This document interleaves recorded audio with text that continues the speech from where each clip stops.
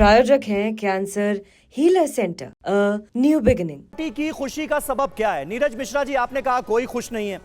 मेरे पास एक ट्वीट है, आपकी पार्टी के प्रवक्ता हैं आलोक शर्मा, उन्होंने बाकायदा मुस्कुराते हुए चेहरे वाली एक तस्वीर पोस्ट की है। आपने भी जरूर देखी होगी वो तस्वीर, ऐसा नहीं हो सकता कि आपने नहीं देखी। उन्होंने लिखा है, आपको पता है मेरी इस मुस्कान का राज।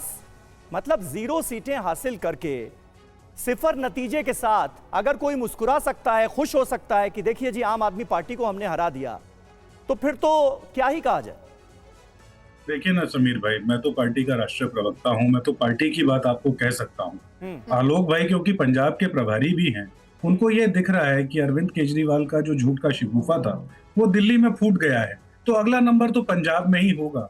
और वहां पर क्योंकि पंजाब में विपक्ष की भूमिका में कांग्रेस सबसे अग्रणी है, तो पंजाब प्रभारी के नाते हो सकता है वो खुश हो, लेकिन कांग्रेस कार्यकर्ताओं, कांग्रेस नेताओं के तौर पर हम लोग इस सवाल का जवाब ढूंढ रहे हैं कि दिल्ली की जनता ने उस पार्टी को वोट क्यों नहीं किया जिसने सत्ता के विरुद्ध में लहर बनाई।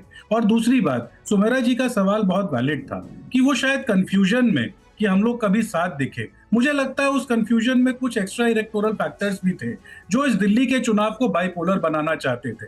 उसमें प्रशासन का तंत्र था, मीडिया का तंत्र था, और वो जो 15-20% जो फ्लोटिंग वोटर है जो ये सोचकर वोट करता है कि हवा किसकी चल रही है, तो वो हवा बनाने के चक्कर में वो जो बाइपोलरिटी का कॉन्टेस्ट हुआ उसमें लगता है हमें नुकसान हुआ। नीरज जी, आप ये कह सकते हैं कि उसमें ये सारे फैक्टर्स थे, जाहिर सी बात है, लेकिन क्या उसमें ये फैक्टर्स नहीं थे कि कांग्रेस पार्टी के बड़े नेता नहीं उतरे मैदान में, बीमार हो गए, रैली कैंसिल हो गई, ये कहा गया कि हम प्रेस कॉन्फ्रेंस कर बताएंगे कि कौन से आरोप लगाने वाले हैं, वो प्रेस कॉन्फ्रेंस कभी नहीं हुई। तो आप लोग भी बहुत आखिर में आपने जरूर पूरा दमखम लगाया, लेकिन शुरुआत से आप उस तरह से नहीं दिखाई दिए, तो क्या ये फैक्टर्स नहीं है?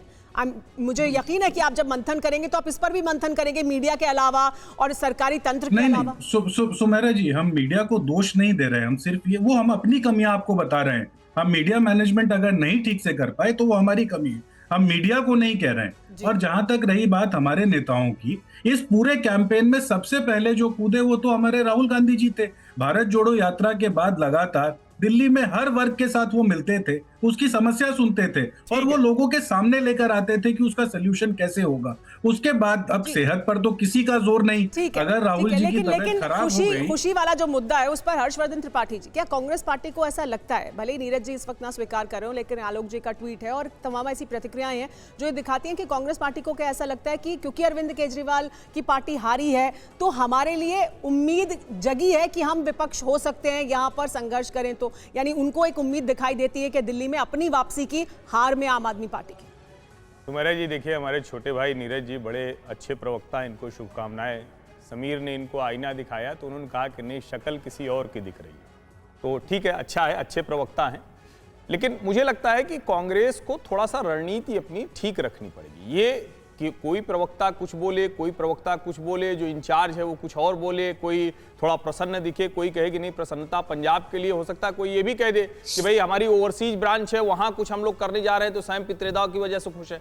तो ऐसे कुतर्क की तरफ नहीं जाना चाहिए। लेकिन दो बातें, एक तो ये कि कांग्रेस को अब इस मुद्रा से बाहर निकलना पड़ेगा। हमारे अवध में कहा जाता है कि दम बना रहे घर चुवत रहे, तो भैया थोड़ा अब आगे जाइए। 0-0-0 6 शून्य हो चुके हैं, अब 6 शून्य बहुत खतरनाक होते हैं किसी राष्ट्रीय पार्टी के लिए। यहां पहुंच गए, उसके आगे की बात जो आप कहना चाहते हैं, जो आप रणनीति के तौर पर, उसको खुल के कहिए ना। आप कहिए कि हम खुश हैं, कांग्रेस पार्टी की जगह लेकर आम आदमी पार्टी जा रही थी, अगर सत्ता में आती तो हम खत्म हो जाते, हमारा मत प्रतिशत बढ़ रहा है, हम आगे लड़ेंगे, हमारे नेता लड़े, हम हार गए। ये भी आप नहीं कर पा रहे हैं। और ठीक है, राहुल गांधी और प्रियंका जी या किसी दूसरे पर टिप्पणी करना किसी प्रवक्ता के लिए संभव नहीं होता और करना भी नहीं चाहिए, आप राजनीति में है, पार्टी में है। लेकिन जरा सोचिए, जब स्वास्थ्य खराब होता है उसके बीच में पटना और उसके बीच में कहीं और, तो क्या ये लोगों को समझ में नहीं आता? क्या ये नहीं ध्यान में है कि अजय माकन प्रेस कॉन्फ्रेंस करने जा रहे थे और प्रेस वार्ता किसके फोन करने पर रुक गई? ये सब चीजें जनता को दिखती है। कई कारण हैं। और त्रिपाठी जी, कल सुप्रिया श्रीनेश से जब हम बात कर रहे थे रिजल्ट्स आने के बाद, तो उन्होंने इस बात को माना कि दिल्ली के अंदर कांग्रेस का संगठन काफी ज्यादा कमजोर है। अभिषेक जी, लेकिन मुझे एक बात बताइए, अब जैसे नई दिल्ली सीट का जिक्र किया जाए, यहां पर अरविंद केजरीवाल चुनाव हार जाते हैं। मुझे लगता है ये बहुत बड़ा झटका है आम आदमी पार्टी के लिए। आपका सबसे बड़ा चेहरा जो है वो चुनाव हार गया। संदीप दीक्षित को 4000 से ज्यादा वोट मिलते हैं और वो 4000 से ज्यादा वोटों के कम अंतर से ही हारते हैं। तो आपको लगता है क्या कि न सिर्फ नई दिल्ली बल्कि 13-14 सीटों पर बड़ा डेंट कांग्रेस पार्टी ने आम आदमी पार्टी को लगाया है। वोट काटे हैं।